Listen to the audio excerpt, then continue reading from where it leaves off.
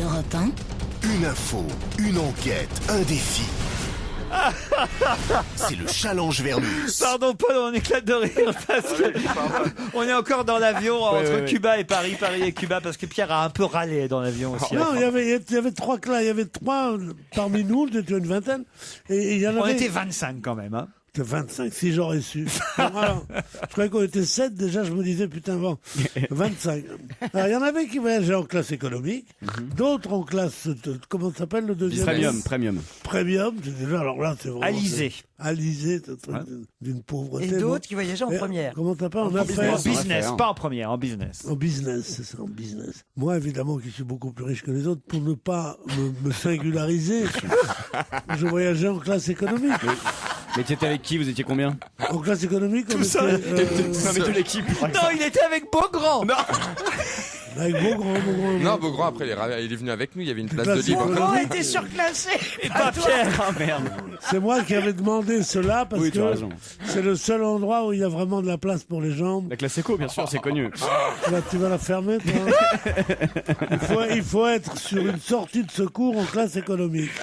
Et là, tu peux mettre tes jambes. Je m'appelle pas Ben Guigui, moi, j'ai des jambes.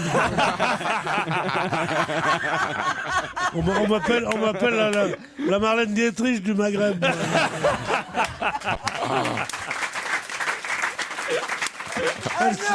Je vais mourir. Elles sont Je vais assurées. décéder. Elles sont assurées, mes jambes. Ouais, Adriana Carambeu, elle me dit, mais comment vous faites? Comment vous faites? Elle m'appelle les échasses. Alors, on était dans cet avion et on voyait les autres qui n'avaient pas l'habitude d'être en classe affaires, quoi. Et qui levaient le doigt pour avoir un whisky. Je voudrais un whisky comment? Il y a un whisky, s'il vous plaît. Alors, c'était des scènes absolument atroces. Ils mangeaient avec leurs doigts. Enfin, Stevie, faites le descriptif de Pierre pour ceux qui le croiseraient. Alors attention, je fais l'alerte. Hein. Attention. Alerte. Nous avons perdu un monsieur de grande taille, 1m86, bien portant, avec des jambes de rêve, type maghrébin. Les cheveux blancs un peu dégarnis, avec un gros nez et des grosses narines. Si vous voyez cette personne, n'intervenez pas vous-même. Appelez la police. Contactez-nous. ruquier@europe1.fr. N'essayez pas de l'abattre. tu sais comment on dit la couleur beige en arabe? Non. Marron clair.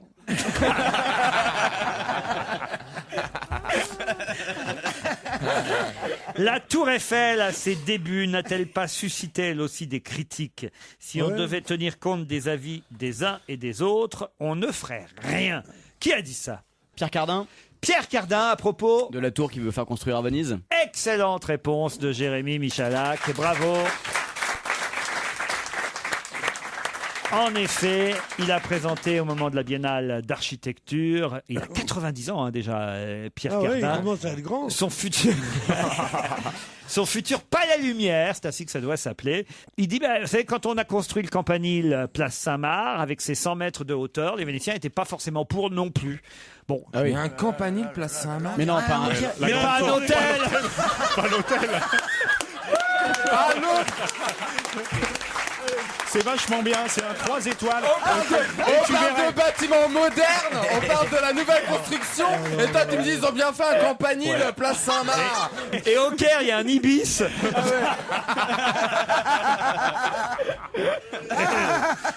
Et au Mans, il y a un Formule 1.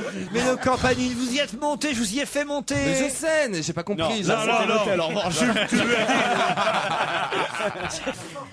Europe 1. On va se gêner. Pierre Bénichou, Christine Bravo, Yann Renoir, Arnaud de Samer, Jérémy Michalak et Stevie Boulet sont avec vous jusqu'à 18h. Avec vous, Florence et Emmanuel. Bonjour. Bonjour. Faites quoi dans la vie, Flo? Je suis ouvrière. Ouvrière, très bien, mais dans quel domaine? Dans l'échantillonnage. On va L'échantillonnage. vous présenter Miller, il adore les ouvrières. Parce qu'il est très à gauche. Florence, à Saint-Quentin-sur-Charente, va affronter Emmanuel, qui lui est à Vaubuin. C'est bien ça, Emmanuel? Oui, tout à fait. Manu, qu'est-ce que vous faites, vous? Alors moi, je suis informaticien. Informaticien. Un petit message à faire passer à vos amis et à votre famille? Oui, à à ma famille. J'embrasse ma femme que j'aime très fort, mes enfants maintenant, et mes parents. Bon, et c'est où exactement Vaubuin? Alors Vaubuin, c'est une petite commune à côté de Soissons. Ah, dans C'est où l'Aisne. exactement Soissons? C'est dans l'Aisne. Il est en déprime, Avec Pierre. sa femme, ses enfants, ses parents, à Soissons. Mais bute-toi, malheureux. De qui sait-on qu'il a acheté avec son propre argent un kit de brasseur lui permettant de confectionner ses propres bières? Philippe Candeloro. Philippe Candeloro, expliquez, rappelez. Je sais pas, j'ai dit ça au pif, mais je cherche quelqu'un qui est un peu avare pour ne pas mettre 3 francs 6 sous dans une Mais petite t'es bière dans un dingue. bar. Mais non, c'est vachement bien de fabriquer sa bière. Ah bah Y a- j'en y a sais des rien, tas- y a- moi. T'as jamais vu dans les Eh, émissions regardez, de télé elle creuse son trou. Ah regarde, elle est déjà en train de saliver, elle n'en peut Ouais, plus. non Hein. mais les brasseurs, c'est formidable. tu vas toute seule, Tu hein. changes le goût de la bière, mais non, mais Non c'est mais une tu vas le passion. chercher où le hublon? Mais Ah. le Il y en a hublon, pas au le Super U, hublon, tu vas pas acheter ton hublon au Super U. Non, ton je cherche du hublon, coup. déjà, c'est pas le le houblon. Le houblon. Ah bah si, aux compagnies, on dit comme ça. Elle est morte de rire derrière. Le hublon. C'est quand même connu comme le houblon. Non, il y a des enseignes spécialisées où se Il y a retrouvent les... Pierre qui dit il est con. Ah oui, il est con. Bah non, j'ai raison, excuse-moi. Il y a dit, le le hublon. hublon. Dans l'avion, il Houblon. était à côté du houblon dans l'avion. Il avait une super vue. Ah, de toute Même façon, au bistrot, il passe pour un con. Ah là là. Europe 1, Une info, une enquête, un défi. C'est le challenge Vermus. Paul Vermus, notre reporter envoyé spécial enquêteur, le roi des scoops, va nous dire pourquoi TV8 Mont-Blanc est la seule chaîne qui diffuse les Jeux paralympiques. Il faut savoir que France Télévisions diffuse les Jeux paralympiques uniquement sur son site internet. Et France O aura l'exclusivité de la cérémonie d'ouverture et de clôture. Du coup, TV8 Mont-Blanc, qui est une chaîne qui existe quand même depuis 23 ans, Ah bon? qui est une des Ah 3 ouais. grandes chaînes locales Locales. hertziennes, hein, Laurent. Ça alors. Eh bien, elle a fait ce qu'on appelle un coup. Elle a racheté les droits en exclusivité de diffusion des droits des Jeux paralympiques pour 1 euro symbolique. Finalement, ça a arrangé tout le monde. C'est bien. Même les journalistes de TV8 Mont-Blanc pour les Jeux seront handicapés. C'est pas vrai. T'as toutes tes chances. Mais il y a quoi d'habitude sur cette chaîne TV8 Mont-Blanc? Il y a beaucoup d'activités sportives. Hein. Mais surtout montagnarde. C'est une chaîne qui avait été créée à l'origine À Chamonix. lors du festival d'Avoria. Alors c'est le canal 21, c'est canal satellite, on peut l'avoir facilement d'ailleurs.